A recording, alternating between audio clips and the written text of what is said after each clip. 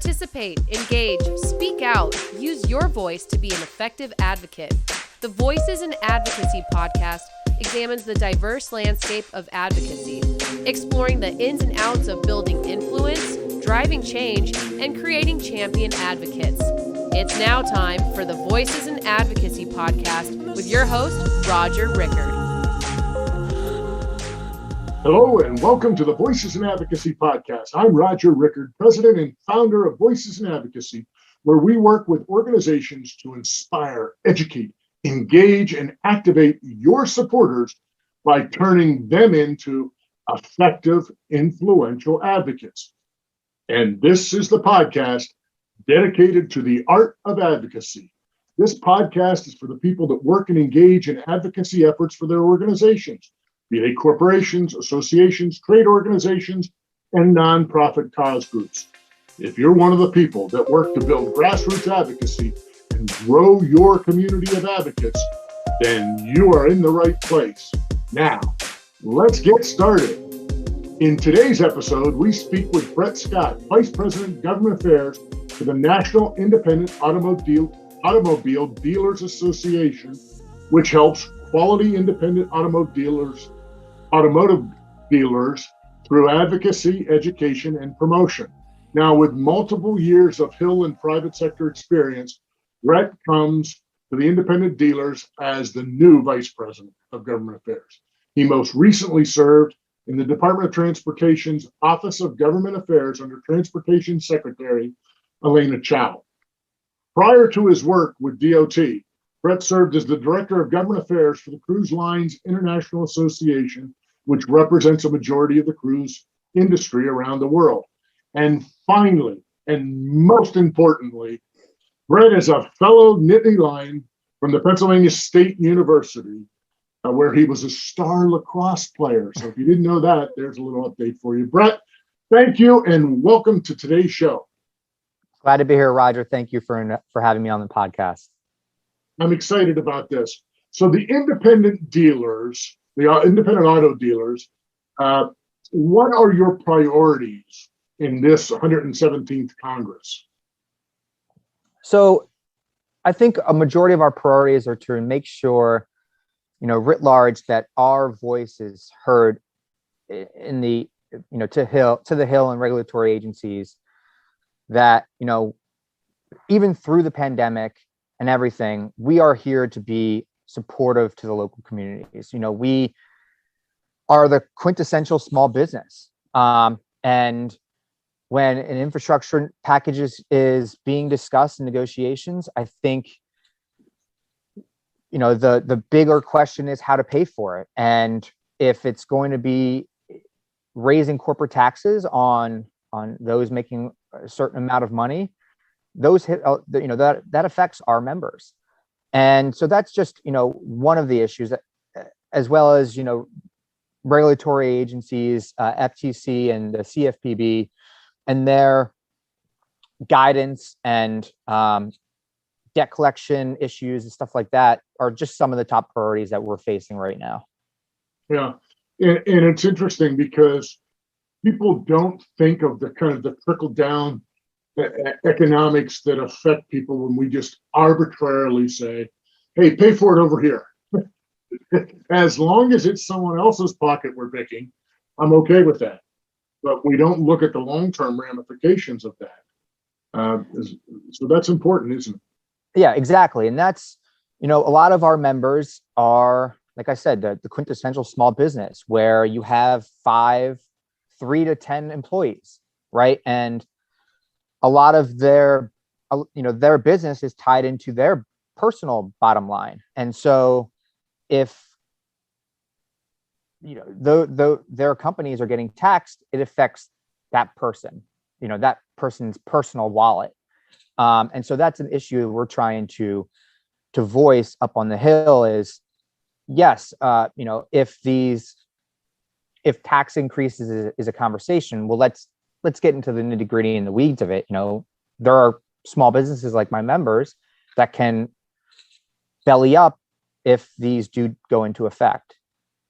Yeah, no question about it. And you have about, 20,000 members, I think I saw somewhere? So it ranges. As of right now, I think we have about a little over 14,000. Okay.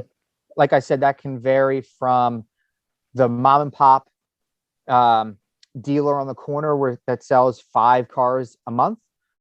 That can range from, a larger dealer that sells, 30 cars a month. I mean, it's our membership's so broad, and that's been a great thing going up on the hill, is because you can touch on so many bases.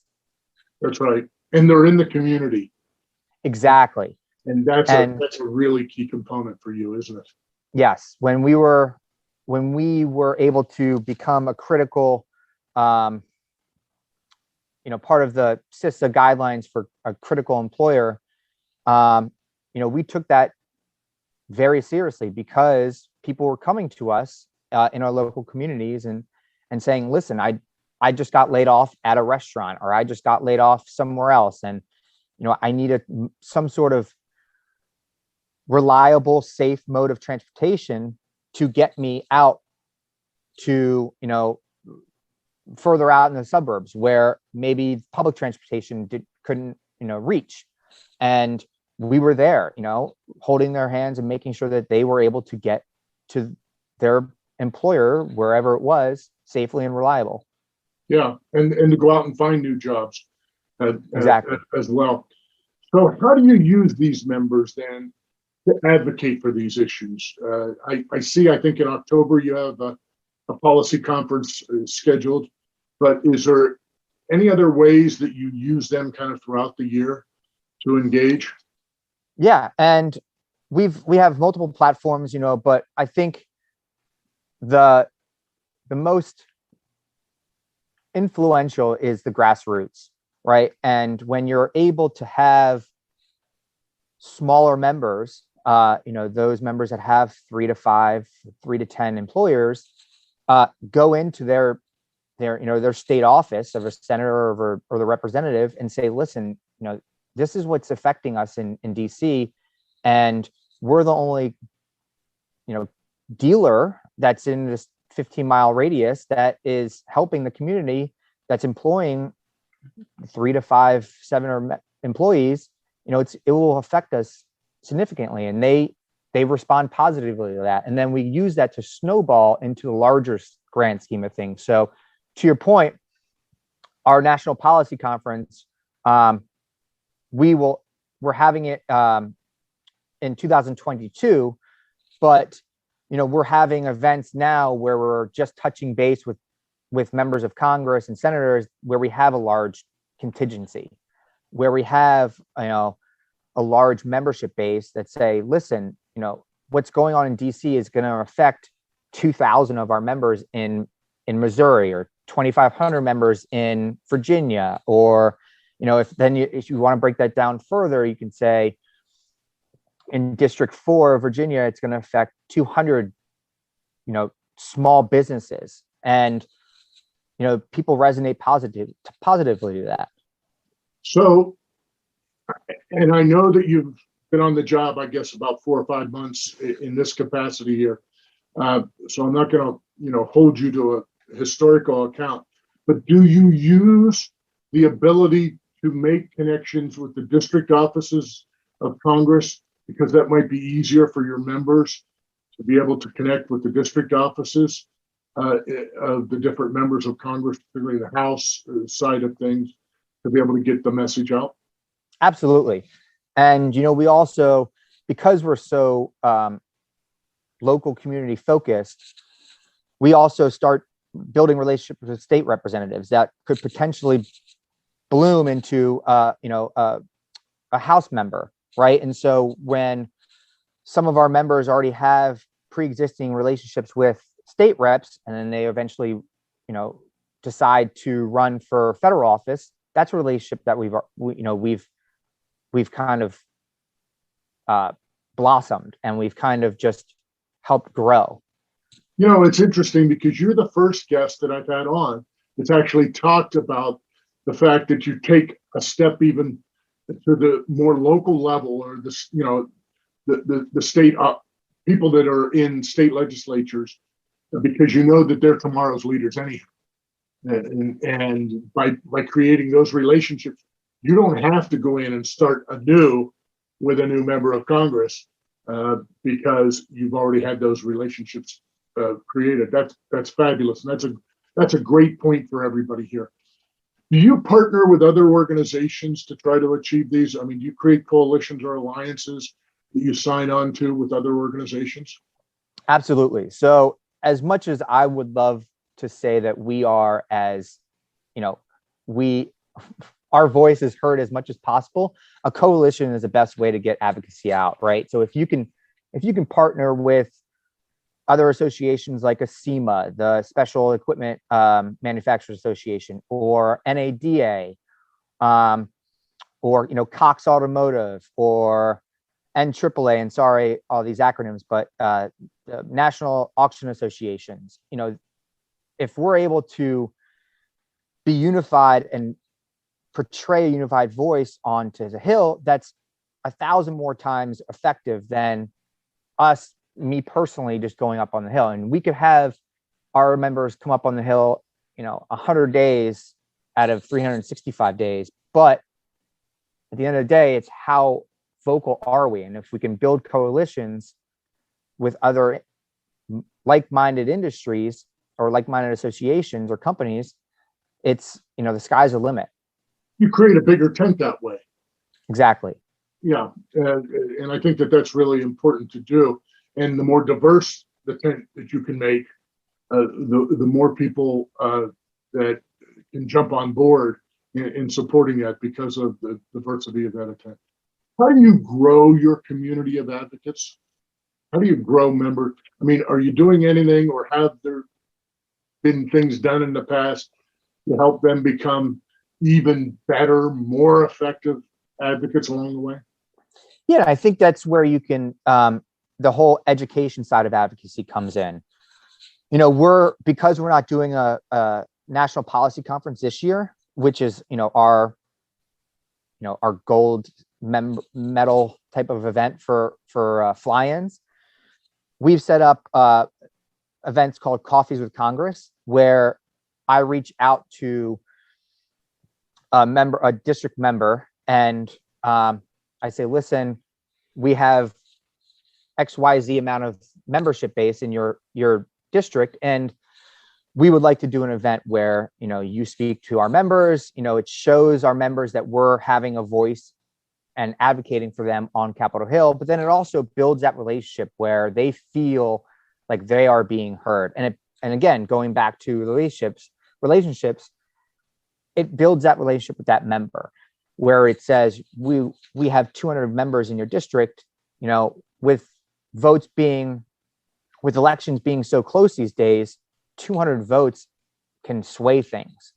And when you're able to build those relationships, it's great for our members, it's great for the member, and it's great for everybody. And so, that's how we're slowly getting our voice heard, is not only educating our members that, we're up on Capitol Hill advocating for them, but then also connecting them to their district representative to bridge the gap. Right. And it breaks down kind of that barrier of fear. That, there are some people that wouldn't feel as comfortable coming to Capitol Hill and walking the halls and meeting in the offices of Capitol Hill. But if you're doing it down the street at a coffee shop we all know, and we've been to, our little meeting room that is set up, and they come there, then it's a more friendly environment and allows them the opportunity to kind of dip their toe into this much easier and feel how comfortable it is to be in front of them. And after all, your people know so much more. I mean, I say this all the time. Members of Congress know about an inch deep, but miles wide about issues. And your people know a mile high and maybe an inch deep about their industry. And so they're powerful in their ability to be able to communicate some more details to members of Congress that didn't understand that in the past. All right. And even sorry.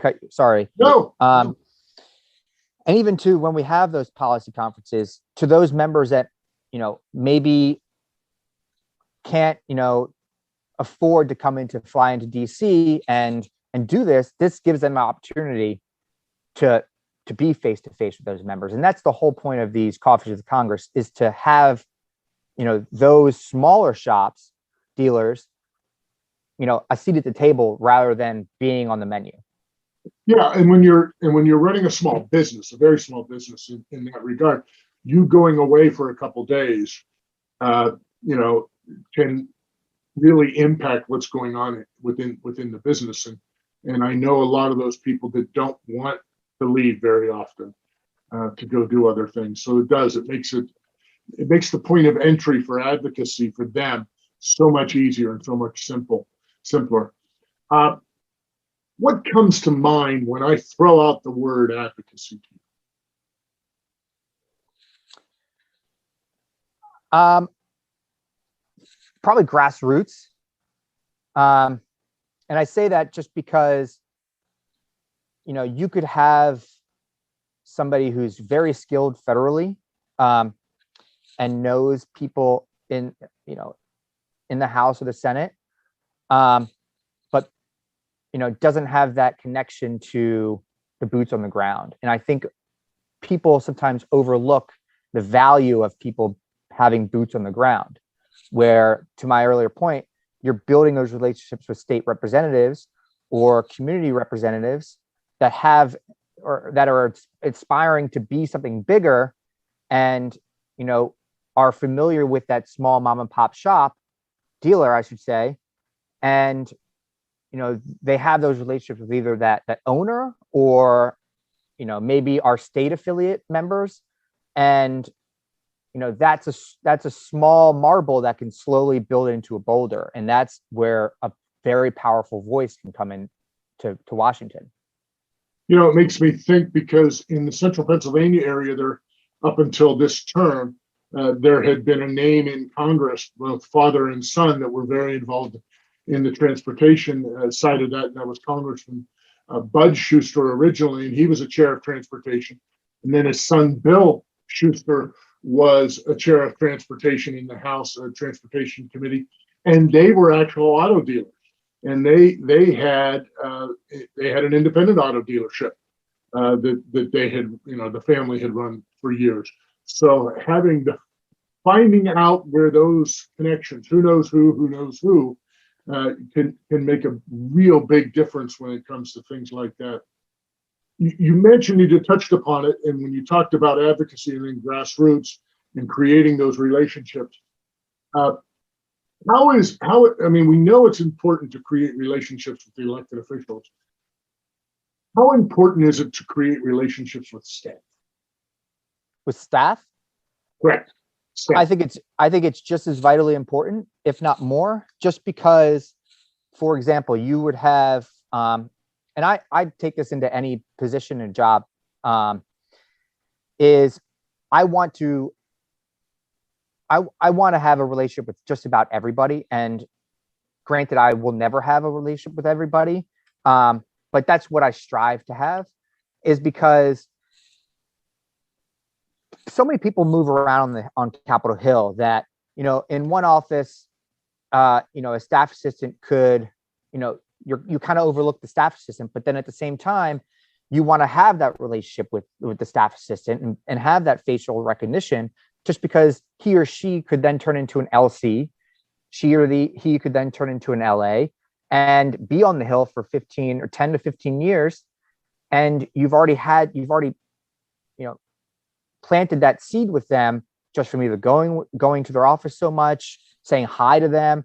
And so, I think having a relationship with staff is just as valuable, if not more, than having a relationship with a member, because, you're going to Capitol Hill and you're lobbying. If you're not having a member in the office or in the meeting, you're having a meeting with a chief of staff or an LD or an LA who's, out of college or in their 20s, and you're bringing in, owners that are 30 to 50 years old. And so if you have those relationships with staff, I think it's as valuable, if not more, than having a relationship with a member. I think you bring up something really vitally important to express here. You're talking about staff being of young age in the office. They're brilliant young people. I mean, They know their way around. They're dedicated to what they do. They do an honest, fair job. They're incredibly influential. So, do you share then with your members going in that, hey, these people are going to be 23, 4, 5 years old, but please don't disrespect them? Exactly. And I think that's one of the educational points that when we do fly-ins and we do meetings with staff is to make that point is just because they are 25 or 20 whatever years or how old they are, to your point, they are brilliant, and if they've been on the Hill for a couple of years, they know what they're talking about. They know the issues. They know the issues that are important to his or her boss.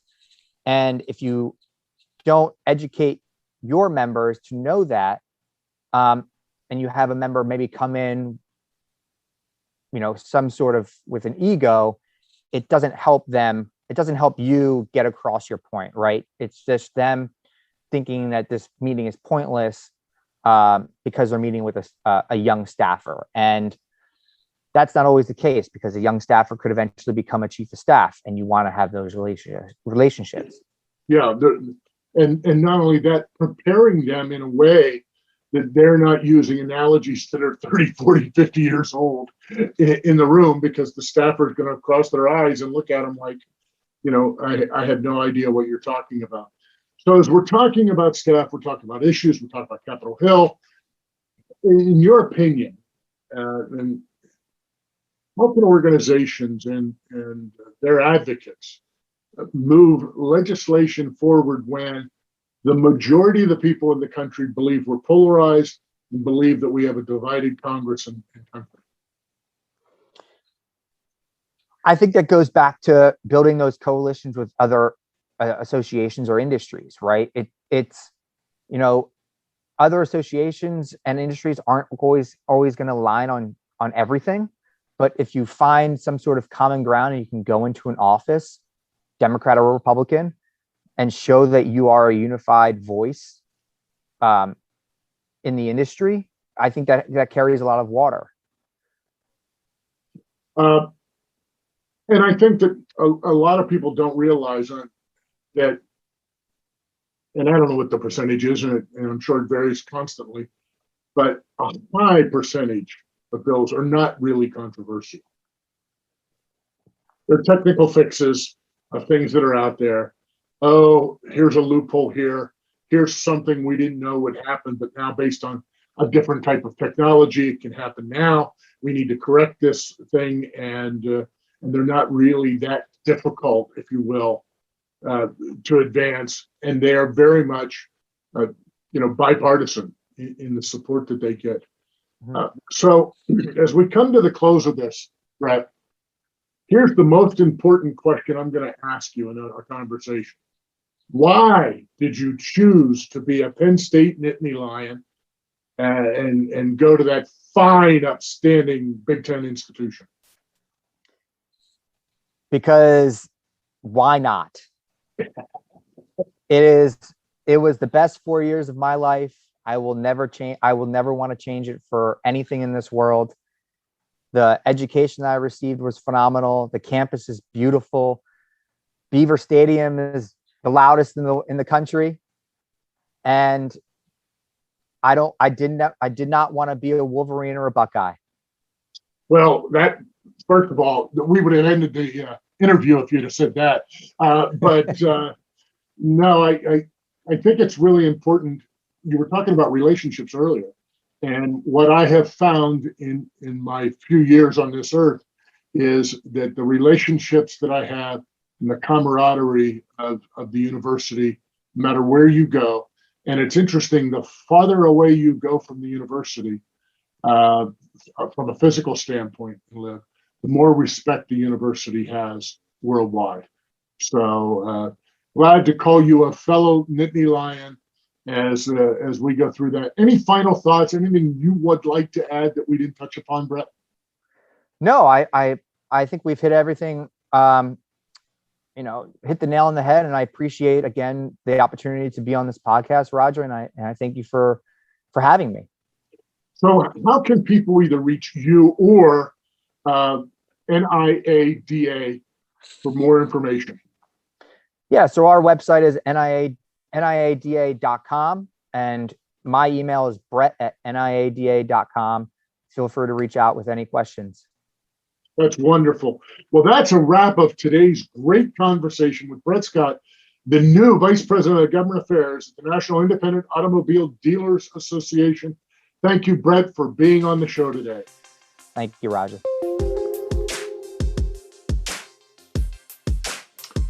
And now it's time for the advocacy engagement tip. Let me begin with a question. Do you ever provide recognition of your grassroots volunteers? Scientifically, there is much evidence of the positive effects behind the recognition and reward people receive for their contributions, both in time and money. This recognition can be as simple as a handwritten thank you or as elaborate as you can conceive. You can create advocacy ambassador programs and a grassroots advocacy volunteer of the year. Do you have a program in place to recognize and reward your existing grassroots advocates?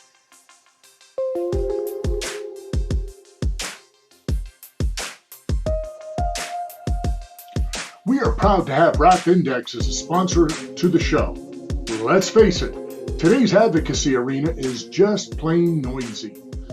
Organizations are stretched. You need every advantage to make sure your issue gets the attention it deserves and your voice heard.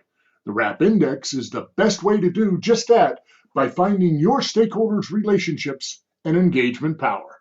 Get past the noise. Know who your people know.